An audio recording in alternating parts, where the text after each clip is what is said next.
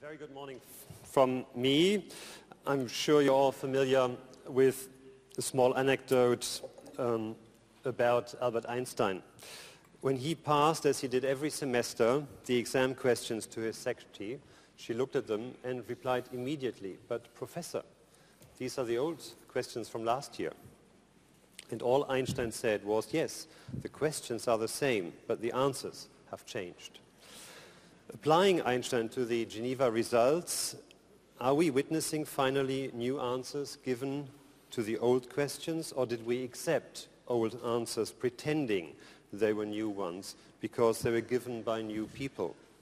Answers which were formerly considered to be insufficient.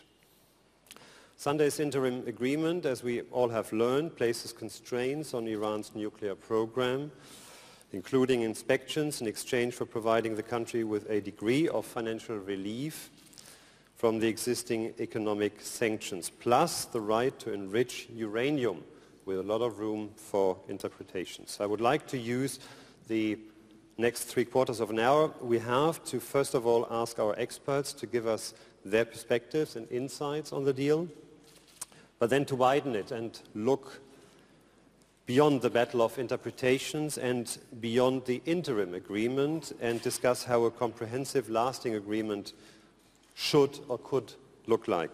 And secondly, what will be the consequences for the region as a whole, for relations between Iran and the West, and for global security. And then that's the time also to open the discussion for questions and answers. Let's start with a first brief round of your judgments on the Geneva agreement. I would like to ask Danielle Pletka, because she introduced herself before we started the discussion as the lady no in this panel. What is your analysis of the weekend's agreement?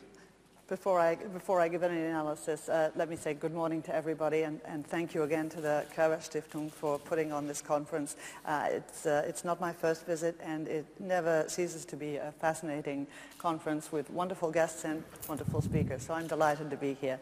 I suspect I'm going to be the most negative one on the panel today. I think that the agreement is a huge success for Iran. And unfortunately gains the rest of the world very few assurances about the nature of the Iranian nuclear program. It affords to Iran, as in fact senior Iranian officials have said, what amounts to a right to enrichment. The agreement, while the language is quite vague, discusses a future enrichment plan, and that has been for the United States and for the international community a red line previously. I think that was a very big takeaway for the Iranians. And then there are the things that are missing from the agreement. For example, delivery vehicles. Many of us have been concerned, not least the Security Council and the International Atomic Energy Agency, about Iran's work on ballistic missiles. That didn't deserve a mention, apparently, in the agreement to have an agreement. And so I'm happy to talk a little further about it, but in the interest of being brief, I'd say that while this is certainly perhaps a little bit better than nothing in terms of what was gained on the nuclear front, what I believe was gained by Iran in concessions on sanctions was very substantial, and I believe will be the beginning of the end of the sanctions regime. Okay, thank you very much for first round. Ambassador, you're Mr. Yes, I suspect.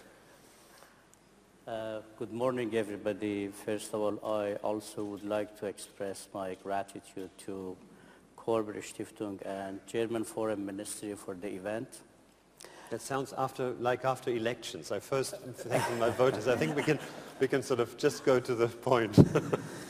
I think the agreement is not ideal neither for Iran nor for the world powers. But to be realistic, this could be the maximum each party could achieve after 10 years of negotiations. It's a real breakthrough. The roadmap defined in the action plan is clear, and everyone knows the end state. I think the agreement is based on 4 principles. Number 1, for Iran to adhere to the maximum level of transparency. If we are talking about the United Nations Security Council resolutions, if we are talking about the IAEA resolutions, what they want is the maximum level of transparency. Okay, just join in. The maximum level of transparency is complete transparency? Yes. Okay. In this agreement, Iran has accepted to cooperate with the IAEA to address all technical ambiguities to the maximum level to comprehensive transparency cooperation with the IAEA based on international rules and regulations. This is number 1. I think this is a big achievement for the world powers because Iran would give access much more than before. You said complete. Complete, yeah. I mean, this is whatever transparency measures the IAEA requires. Mm-hmm. The second principle is about no breakout capability. Iran has agreed to limit its enrichment. Although all members of NPT have right to enrich up to 100%, although in NPT there is no limits for the stockpile, although in the NPT there is no limit for number of centrifuges or type of centrifuges, or even NPT does not prevent any member for reprocessing, Iran has accepted to be cooperative with the world powers and the international community to limit its enrichment activities, nuclear program, to make confidence building about the nature and the intention of Iranian in the future. This is 2 major principles Iranians they have accepted. And number 3 is the world powers they have accepted to respect the rights of Iran under NPT for enrichment, although this would be limited below 5%. And second is gradual lifting of sanctions. I believe definitely this is not ideal for each party, but this is a win-win agreement for both. Thank you very much. Mr. Polenz, is this agreement just good enough, or is it the best we could get? I first would like to agree with Mrs. Pletka when she says the agreement is no solution for everything. Of course, but I did not expect that could be achieved in this first approach. I think, in my view, we are missing the value of the agreement if we are focusing only on the nuclear question. In my view, the most important thing is how the agreement has been achieved. Because there were secret talks in Oman bilaterally between the United States and Iran on the core of the dispute with regard to the nuclear program. And these secret talks prepared the breakthrough in the E3+3 negotiations with Iran. And if you take into account the relationship between Iran and the United States since 1979, the Islamic Revolution, this is the historic thing, what happened right now, first point. And secondly, of course, with regard to the nuclear issue, we have now a 6-month time window of opportunity for further negotiations.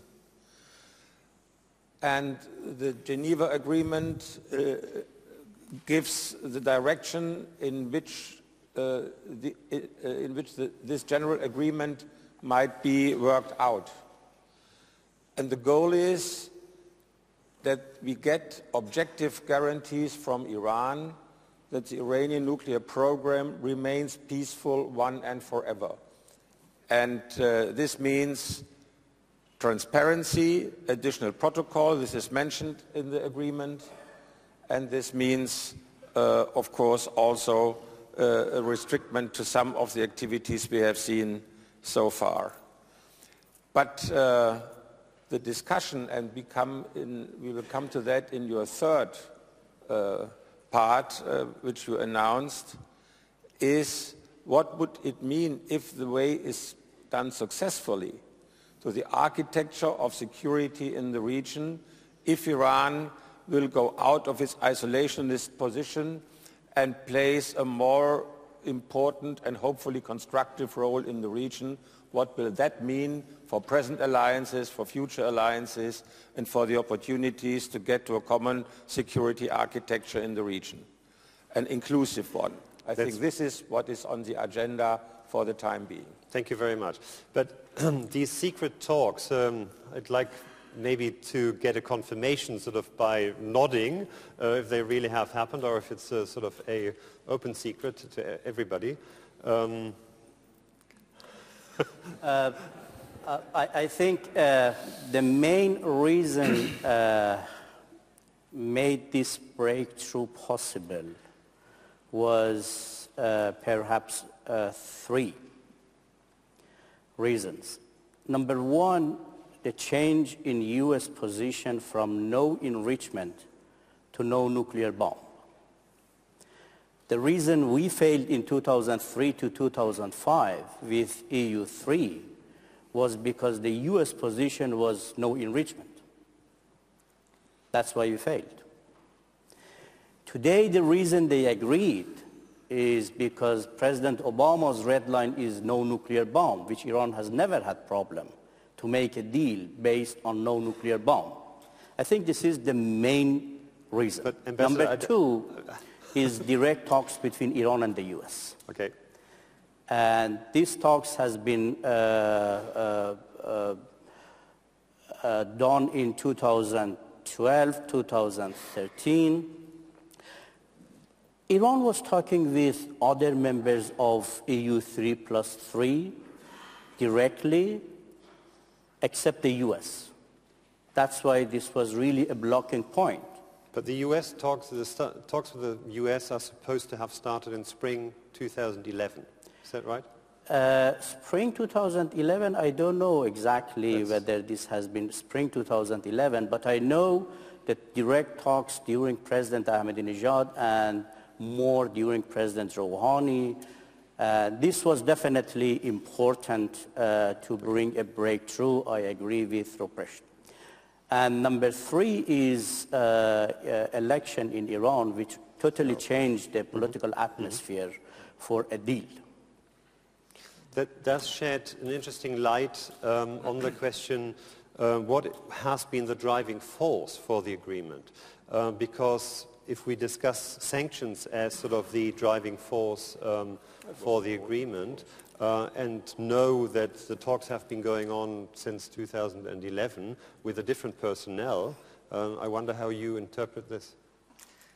It's interesting to me that the Iranian foreign minister yesterday denied flatly that there were any bilateral negotiations between the United States and Iran to the Iranian press. Anytime. No, Danielle, he did not deny. I can only read what he says said in the Iranian we have had press. bilateral talks only on nuclear, not on bilateral relations. This is what he said. Perhaps the translation in the Iranian English press wasn't good. My Farsi is very limited, to say the least. Well, you have to come to Körber-Stiftung. I know, see? I need an annual lesson and an update.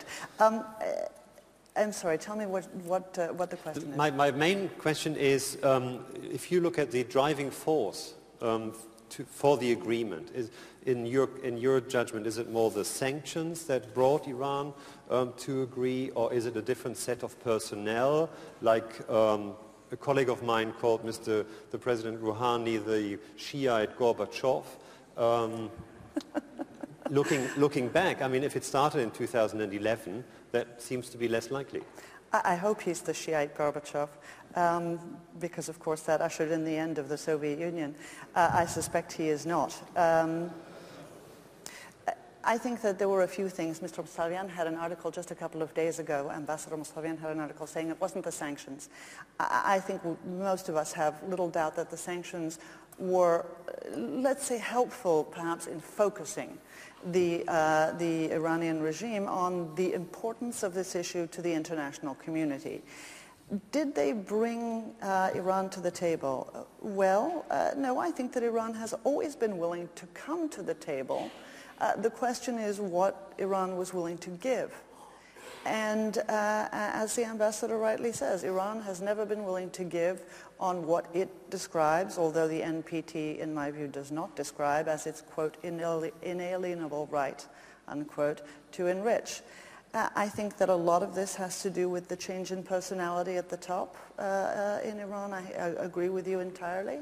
And frankly, I think this has to do with the fact that President Obama reversed a long-standing position of both the United Nations Security Council and the United States and to a certain extent the European powers in allowing Iran a pathway toward a nuclear weapon with enrichment. Polenz, Ambassador, maybe we can look at President Rouhani for a second. You have met him many times and well before he was president. Give us your impression of the so-called moderate Rouhani. What is his... When I first met Rouhani, he chaired the Foreign Affairs Committee of the Iranian Parliament, and Khatami was president. And in these days, nobody would have called Rouhani a reformer.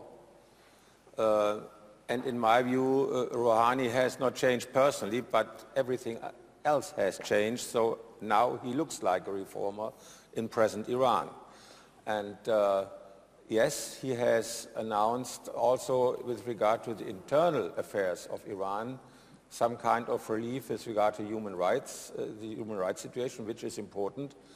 And I think we also should insist that we, in the coming months, are not only focusing on the nuclear issue, we have to address also the other issues of concern with Iran in parallel, because we have to focus also on the human rights situation in the country, hopefully with some kind of help of the new government, and also on its attitude in the region with regard to Hamas, Hezbollah, and Israel. This is important, and also Syria will play into this whole picture, because we have to expect Iran as a constructive neighbor when it comes to Geneva too. Dr. Mousavian, you know him best. What is the agenda of President Rouhani for Iran? Rouhani is neither a radical nor a reformist. He has remained a moderate for at least 30 years, which I know him. He is the same man who negotiated nuclear in 2003 to 2005. It's critically important to understand the reason of success. What Danielle referred to, it was my op-ed at Financial Times, which I argued the reason for Iran agreeing to the deal has not been sanctions and pressures. It's why this is important. If we do not correct our understanding on these critical issues, we would mistake dealing with Iran on further issues, whether the reason is coercion or not. Mm-hmm. Ambassador Michael Schäfer is here. Good morning, Michael. And Ambassador von Maltzan is here, Maltzan. 2003 to 2005, the package we proposed to EU3, two friends which I was negotiating with, they are here. 2011, the package the Russians proposed, Iran accepted, EU and the US rejected. And 2003 package just agreed. If you compare the elements of the proposal we proposed in 2003 to 2005 to EU3 with the elements of the package Russian proposed in 2011 which administration of Ahmadinejad accepted, with the package 2013 Rouhani signed, the elements are the same. Before sanctions and after sanctions. You would see Iran that time offered enrichment below 5% voluntarily. Iran offered the comprehensive transparency measures. Iran accepted to implement additional protocol. Even Iran accepted to have no reprocessing. This was Iranian offer. It is really not sanctions. And I think the West understood at the end, coercion led to more enrichment in Iran. Before sanctions, we had 3,000 centrifuges. After sanctions, 19,000 centrifuges. Before sanctions, enrichment below 3.5. After sanctions, enrichment at 20% level. Before sanctions, one generation of centrifuges. After sanctions, different generation of centrifuges. Before sanctions, a few hundred kilograms of a stockpile of enriched uranium. After sanctions, 8,000 kilograms of. This is what the West understood. Therefore, I believe for the future, if the West understands, Iranians would not give up under pressure and sanctions and coercion.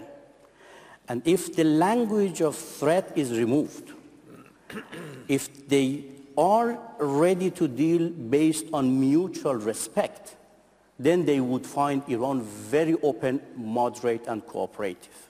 But Ambassador, I mean, there are historic cases like the Soviet Union where armament increases are not the sort of decisive factor. But what is your position to the statement that the position hasn't changed at all from what Iran offers? I don't think that Iran offered a great deal more than it offered originally. That's the problem with the deal, from my perspective. Now, there's one way of describing it. Ambassador Mousavian describes the advances in the Iranian nuclear program as a response to sanctions.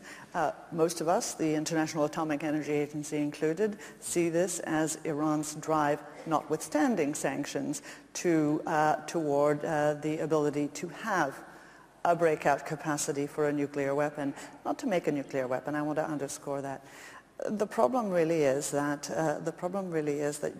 you're absolutely right. Iran has made dramatic advancements. Those dramatic advancements were responded to, cause and effect, by more dramatic sanctions. But at the end of the day, we are now starting to reverse that momentum in exchange for concessions that do very little to take us back to pre-2003. And that, at the end of the day, is why Iran's neighbors, Israel, Europe, and the United States should be very, very worried about the future. When the secret Iranian nuclear program was discovered in 2002, and the negotiations started, the first phrase, what we wanted to achieve was objective guarantees for a peaceful Iranian nuclear program. And after a very short period, this objective guarantees was switched into no enrichment. Of course, no enrichment would be some kind of an objective guarantee, but probably not the only one. And in this regard, and in many talks I had with Rouhani and others, Jalili and so on, we both talked also frequently on this issue, I always got the message, we will not give up enrichment. And therefore, my personal assessment has always been they will not give up enrichment. And in the beginning, there were also proposals from the International Crisis Group and others who framed an agreement with regard to objective guarantees, which are not as good as no enrichment, I agree. But enrichment is, according to the Non-Proliferation Treaty, something which can be done by a country which wants to use nuclear energy for civil purposes. And so there are other elements, especially transparency and additional protocol to make sure that what they are telling us is really the truth. And what I can see now in the agreement is that we are now exactly on this track, but let aside if the sanctions have pressed you to the table or not. You will agree, Mr. Mousavian, that the sanctions are dramatically hurting Iranian economy. You are losing $165 million every day due to oil revenues, which you cannot sell, and you have other negative impacts on your economy. The currency has 50% devaluated, and most importantly, maybe also to internal stability, is that we have an unemployment rate about youngsters about 28%. So it is desperately needed that Iran corrects or achieves a policy which is lifting the sanctions. And so your interest in the negotiations, as far as I can see it from the outside, has always been a quid pro quo. And therefore you have achieved some $7 billion in value for the first package in the Geneva agreement. And of course, if you look at the last page of the agreement, there is the expectation that in progress you will get the sanctions lifted if you make the necessary steps on the nuclear issue. So there is a connection between sanctions and the nuclear question. There can be no doubt about that. Let's just look ahead for a second. That means you can live with the right to enrichment if it's limited to the famous 5%? Or? If we have an additional protocol which enables the agency in Vienna to inspect whenever and whatever they want without any kind of announcement, meaning also unexpected, yes, because it is the standard in the world, and all the efforts from Baradei and others to enforce the NPT with regard to enrichment activities only on a multilateral basis or things like that, unfortunately have not been achieved so far. I would like to see the NPT strengthened in this regard, but starting with the United States and other nuclear powers, they are not willing to give up their position with regard to nuclear, dealing with the nuclear question, so we will not see an NPT which prohibits enrichment as a right of every nation which wanted to use nuclear energy. Danielle, Pletka, could you live with 5%? No. But then again, nobody in Iran is asking me what I can live with. You know, I think it's important because this enrichment really is kind of at the heart of the issue. It's something that we've all brought up here, and it is really the immutable demand of the Islamic Republic of Iran starting from the beginning. So we agree about that. Here's the problem, okay? First of all, the NPT confers both rights and demands responsibilities. Among those responsibilities are disclosure of these programs to the International Atomic Energy Agency. Now, Arak, Natanz, Fordow, all discovered ex post facto, okay, not revealed to the IAEA at the outset by the Iranian government, by successive Iranian governments. So a pattern of concealment which has been documented repeatedly, even by Mohammad al-Baradei, who was more sympathetic than Yuki Amano to the Iranian program. In addition, okay, this question of a right to enrichment. I disagree. I think that the language of the NPT is let's agree that it's vague, but it certainly does not explicitly confer any, quote, right to enrichment. One thing, however, is clear. If a country is in non-compliance with its obligations under the safeguards and under the NPT, those rights that it infers from it are no longer available to it. And so while I think that it would be wrong to say that Iran can never enrich, the notion that somehow this quote-unquote right is available to Iran even as it is in non-compliance is not a ridiculous position, but in fact a completely logical legal position. That is why in 6 United Nations Security Council resolutions passed under Chapter 7, i.e. with the force of international law, the demand was a suspension of enrichment. Not a little bit of a suspension, not some enrichment, not the bad enrichment, but okay, the good enrichment, a suspension of enrichment. So the fact that that hasn't happened, undermines not only the security of the Middle East, but undermines the NPT itself. And in future, we are going to have a very hard time saying to any country, no, no, no, do what you want. Don't abide by your obligations. Then we'll negotiate and we'll give you stuff, just as long as you agree to some certain things that will reverse the bad things you did. One sentence. Yes. The whole agreement will bring Iran back to comply with the NPT. And then the follow-up is the right to enrich. But the obligation is to comply with the NPT at the start. Ab initio, the obligation is to comply, not to be bribed to comply. What is the strategy to deal with this deep mistrust? I think the real issue, to be very frank, for the West, the US, and even my European friends, is not neither NPT nor nuclear bomb. Because the first objective of NPT is disarmament. The 5 powers today negotiating with Iran, they possess 20,000 nuclear bombs after 40 years of ratification of NPT. This is completely non-compliance of NPT. NPT is asking disarmament 40 years ago. The US has about 10,000. Russia, they have 10,000. France, all of them. Second, Europe and US, they have a strategic relation with those countries like Pakistan, Israel, India, which they have not accepted NPT, and they possess hundreds of nuclear bombs. Therefore, really the issue is not neither NPT nor nuclear bomb. They are not serious. If we are talking today about the rights of Iran for enrichment, if this is illegal, Danielle, why the other members of NPT? Why Japan? Why Germany? Why Netherlands? Why Argentina? Why Brazil? Everybody is enriching, and you have never had any objective. No sanctions, no pressures, because they enrich. No, but they Your issue with Iran is something else. You are using nuclear issue for some other objectives. We cannot deceive each other. Short reply. And non-compliance, Danielle. 2004, 2005. Iran, Egypt, South Korea were found non-compliance in IAEA.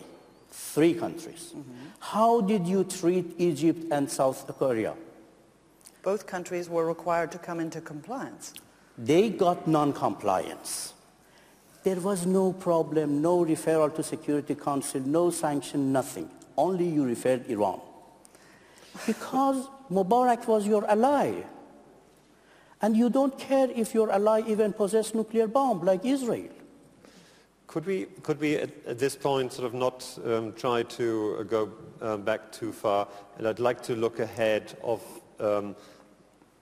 let's look into the glass bowl for the new Iran, if there is a new Iran, and its role within the wider region.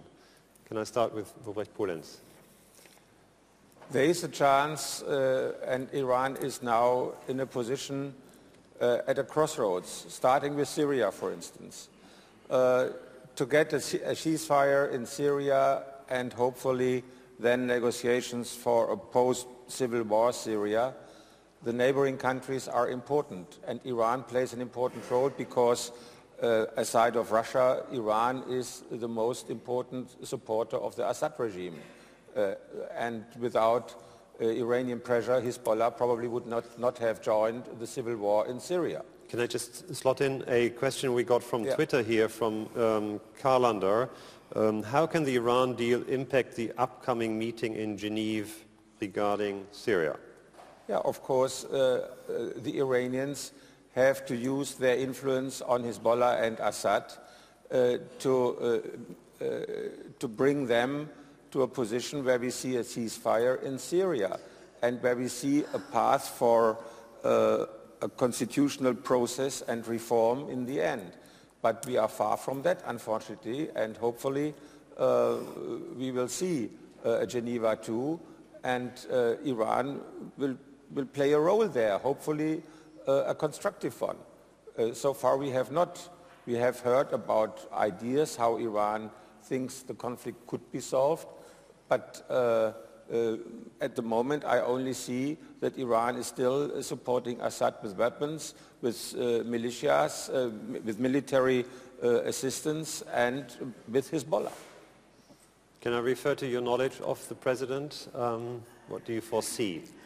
I think President Rouhani is looking for rapprochement with the region first.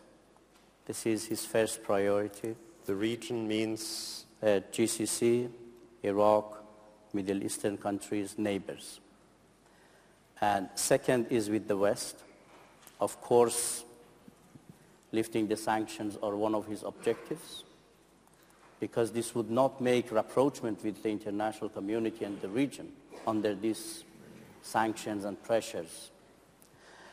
Definitely this is the main objective he is following.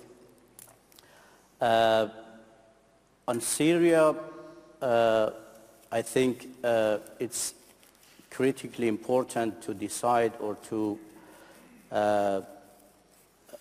know what is the real objective of the international community and the region in Syria. Dictatorship in Syria, whether Assad is dictator or not, the problem is with dictatorship. I think the West is used to live with dictatorship in the region for 40, 50 years. The West has been supporting dictators like Mubarak, like Shah. The problem is not with dictators. Democracy is really good, but did we have democracy during Shah or Mubarak, the ally of the West? No. I think it's very important to understand the real threat to the region, to Saudi Arabia, to GCC, to Iraq, to Iran, to Europe, to the US, is extremism and terrorism coming up out of the region. In Afghanistan, in Iraq, in Syria, now this is heaven. Syria is now heaven for extremism and terrorism. If we know what we are looking in Syria, if really the issue is democracy, why we cannot agree to have a conference like Bonn Conference on Afghanistan, to agree for a free election supervised by United Nations, not by the government of Syria, leave it to Syrian nation to decide about their future. Assad should not be our red line, must go or must stay. This is for Syrian nation to decide. And then we need to mobilize the region, the international community, to fight the real danger, which is terrorism and extremism out of the region. Now, the focus and the center is Syria. I think Iran would be really cooperative. I think this nuclear deal is opening the door for further cooperation. But we need to get rapprochement with our neighbors. Can I bring Mrs. Pletka in? Is it almost too naive to think about the positive consequences one could have with a relaxed relationship towards Iran as such an important player in the region, in Afghanistan and all the neighboring states?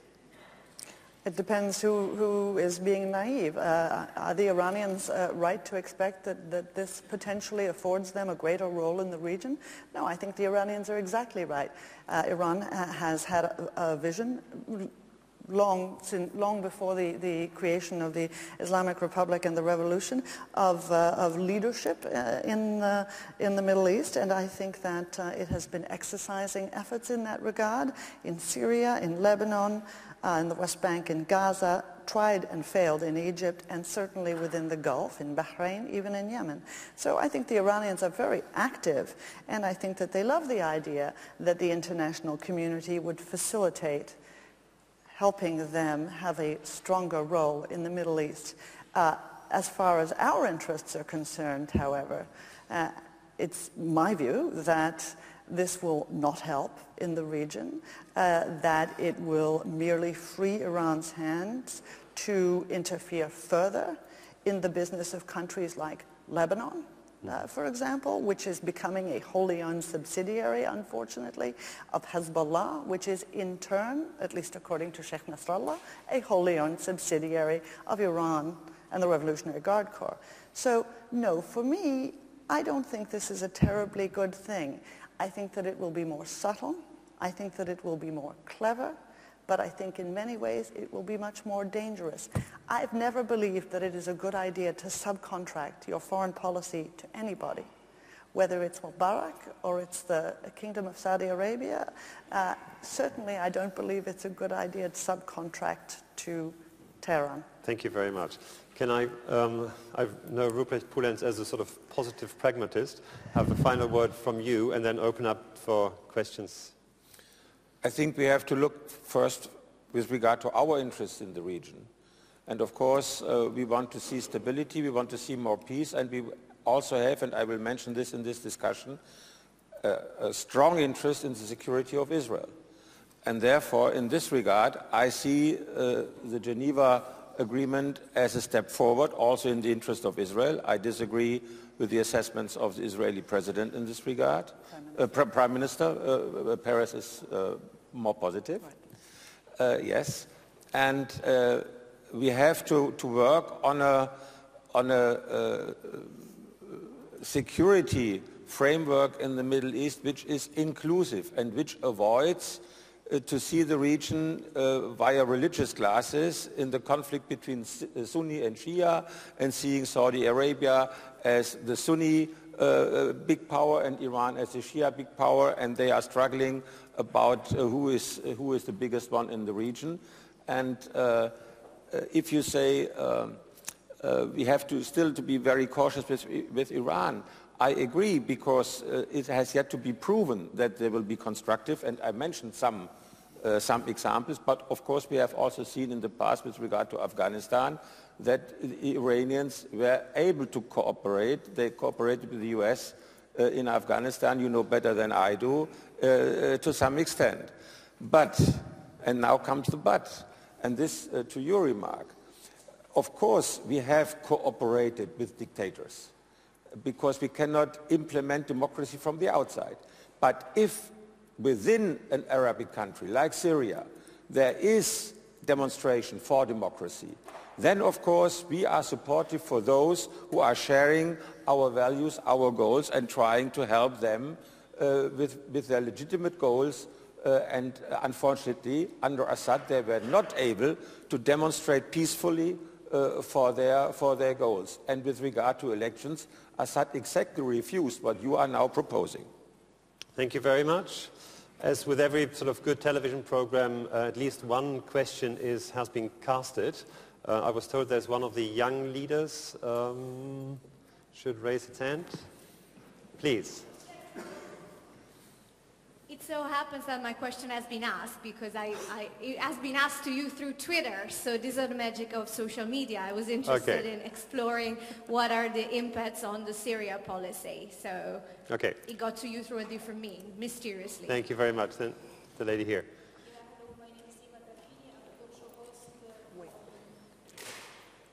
Hello. My name is Dima Tarhini. I'm a talk show host and news presenter in Deutsche Welle, the German television Arabic department. I have a short question to Mrs. Pletka and also to Mr. Ambassador. Mrs. Pletka, you mentioned that the U.S. is really taking into consideration the worries of Israel, also of Europe, but you didn't mention the Gulf region and especially Saudi Arabia. I know that Mr. John Kerry, he was in Saudi Arabia recently, but also we don't know how the Saudi Arabia is going to react to this agreement, because they don't agree on it and they have a lot of fears. Also for Mr. Ambassador, we know that Mr. Hassan Rouhani, he wanted to visit Saudi Arabia as the first visit, international visit after the election, but he didn't do that. And the question is Iran is taking really into consideration the worries and the fears of the Gulf region, especially Saudi Arabia, and are we going to see this visit in the near future? Thank you so much. Thank you very much. In order to have as many questions possible, I'd like to all ask you for short answers, please. Would you start? A very short answer. I'm sorry, I should have mentioned, and I thought I did mention, the concerns of the region. And of course, the irony is that the concerns of the region are shared by countries like Israel and Kuwait and Saudi Arabia and the United Arab Emirates.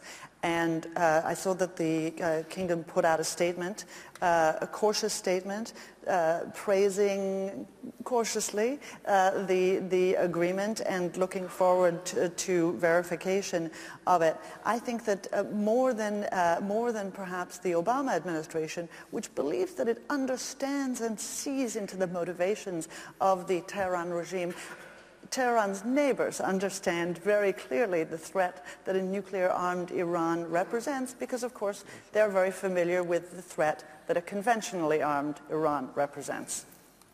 Thank you. Ambassador? First of all, I should mention I'm not spokesman of Iranian government. I'm here at my private capacity, scholar at Princeton University. Iranian ambassador is here if there is any official position. But my understanding is, as I said, for Rouhani and the new administration, a priority is rapprochement with the region. I think he is the first Iranian official who visited Saudi Arabia in 2008, in 1998, and signed the Security Pact with Interior Minister, late Interior Minister. The urgent issue, I believe, for Iran is to establish immediately a security dialogue with Saudi Arabia and GCC, immediately. Because first, whether we like it or not, Iran and its neighbors would live forever in the region. The US is 5,000 miles away from us. And we need to learn how to talk together, how to resolve our problems together. We don't need to talk to the others about each other. The solution is clear. Whether Iran has been or is looking for leadership of the region or not. And I think really, Danielle, this is a misunderstanding about Iran, because Genscher, the foreign minister of Germany, when I was appointed as ambassador, president, I met him immediately, 3 days after I arrived, President Weizsäcker. When I met Genscher, he told me the first issue is the region. I said, what? He said, a regional cooperation between Iran, GCC. I said, you have carte blanche. He said, are you talking about as Iranian representative, or it is your own idea? I said, this is Iranian representative. Then he said, okay, arrange a meeting for me with Rafsanjani. Immediately he came to Tehran. He met for 2 hours privately, and Rafsanjani gave him carte blanche to go ahead for a regional cooperation system between Iran, GCC, and Iraq. He said we would be cooperative up to the end to remove every suspiciousness about interference, about terrorism, about bringing regime change in the region, everything. And Genscher was really shocked. He came back, he went to Washington, Washington denied.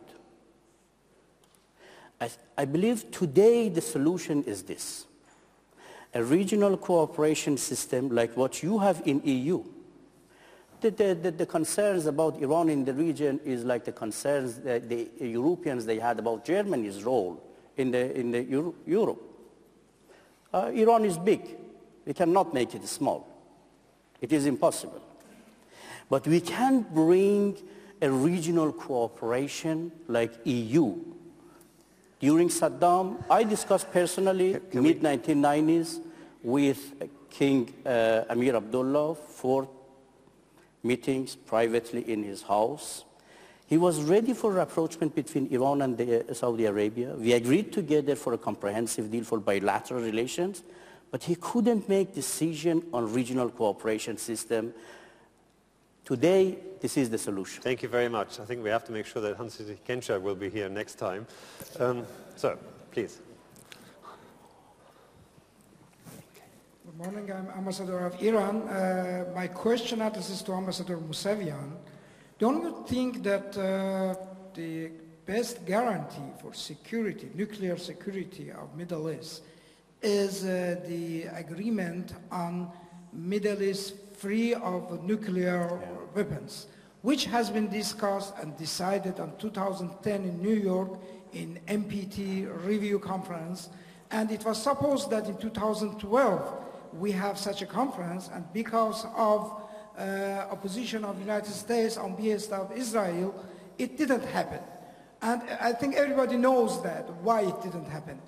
I think after this Geneva Pact, now we should think seriously on nuclear-free Middle East. Then the enrichment question and other objective guarantees will be answered by this big decision. If you allow, I would take it as a statement and not as a question, and so, because we're running very short of time, if that's all right, and ask the gentleman here.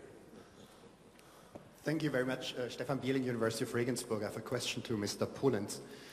We've heard a lot in the welcoming remarks about the special responsibility Germany should take on in the international arena.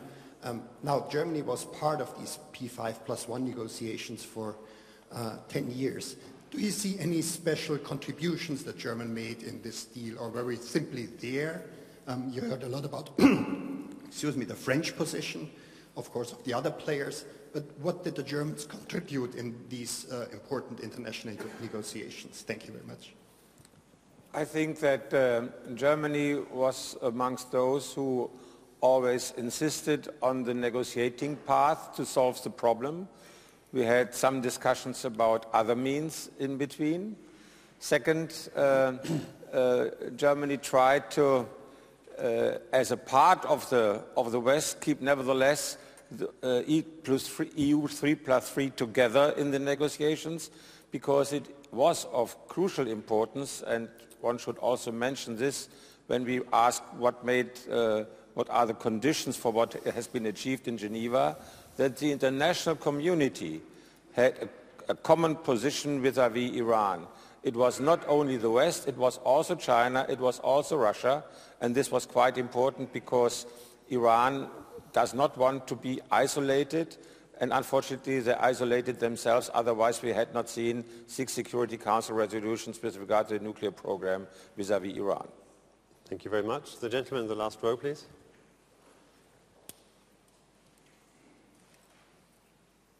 I'm Charlie Kupchan from Georgetown University in the Council on Foreign Relations.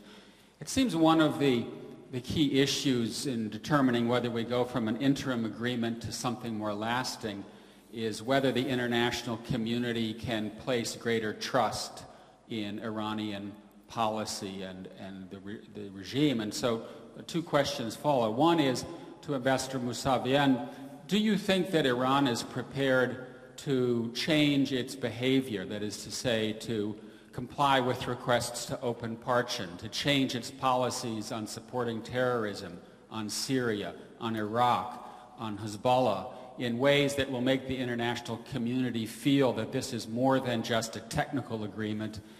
And to our 2 other panelists, would you, as these negotiations continue, focus them exclusively on the nuclear file, or would you broaden them to Syria, to Lebanon, to Israel, as a way of trying to get greater trust between the negotiating team and the Iranian government? Thank you. Maybe if you start. I'll start with the second question. Just very, very briefly. Charlie, you know that the negotiations originally had what Dennis Ross likes to call baskets, including human rights, regional relations, support for terrorism, and other weapons, conventional weapons and delivery systems as well. And I agree that that's very important. My fear is that if the United States and the P5+1, I should say, and Iran come to some sort of agreement that reverses sanctions in exchange for these minimal steps from Iran, then we basically leave them with a free hand on all these other issues. And you rightly brought up the question of Parchin. I think that even there, the fact that we relegated to the IAEA the questions of militarization, the questions about Parchin, further inspections at Iraq, Iraq is sort of shoving that issue as well off to the side, which is a big mistake. And I think we'll end up misleading the Iranians into thinking, once we deal with this, everything's cool. I think we owe those human rights activists who are now in prison in Iran that we don't forget them, because we are only focused on the nuclear issue. And therefore, I think we have to use the time where, of course, we have to deal with very complicated questions with regard to the nuclear program, but we have not only 2 or 3 diplomats, we have more, and they can, in parallel, also focus, of course, on the human rights questions and on the Iranian, let's say, behavior in the region with regard to Hamas, with regard to Hezbollah. And as I told your foreign minister in Munich, and you mentioned also, it is key to treat Iran with respect. And I think we should really expect from Iran that you are also treating other countries with respect, and this would immediately lead to a stop to these damnations of Israel and the United States every Friday after the visits in the mosque. I think to your question, it is definitely possible to bring major changes to all standing crises in the Middle East with a different approach from the West, from the regional countries and Iran. The only good news on Syria since 2011 is the Assad government accepting to give up its chemical weapons, to dismantle all chemical weapons, signing chemical weapon convention. This is the only positive good news from Syria. This is due to cooperation between Russia, United States and Iran. It was Iran who made a very important role to convince the government of Assad to give up its chemical weapons, to join chemical weapon convention. Second, in Syria, Iran is fighting terrorism.